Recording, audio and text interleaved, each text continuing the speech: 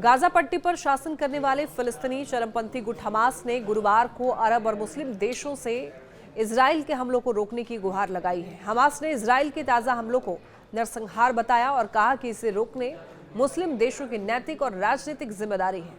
Israel ने मंगलवार की सुबह घातक हमलों के साथ में अपने अभियान को फिर से शुरू किया है, जिससे पट्टी में 19 जनवरी को लागू हुआ युद्ध विराम खत्म हो गया।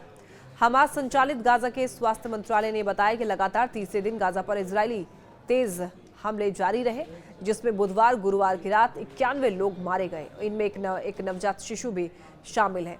इजराइल के ताज़ा हवाई हमले में समूह के कई वरिष्ठ नेता मारे गए हैं, जिसमें गाजा की सरकार के प्रमुख और सुरक्षा सेवाओं के प्रमुख भी शामिल हैं। इस बीच हमास ने गुरुवार को इजराइल के प्रमुख शहर तेल अवीव पर रॉकेट से हमला करने की जिम्मेदारी ली।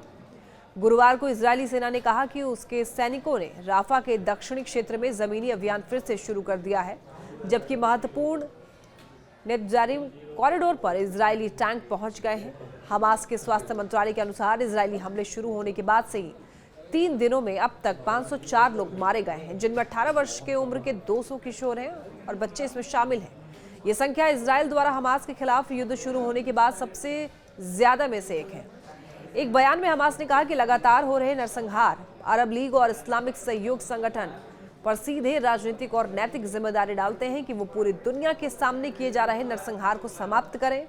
बयान में आगे कहा कि हम अरब और इस्लामिक देशों से अंतर्राष्ट्रीय मंचों पर, खासकर संयुक्त राष्ट्र सुरक्षा परिषद में तत्कालिक कार्रवाई करने और आक्रामकता को रोकने के लिए तत्काल उपाय लागू करने का आह्वान करते हैं।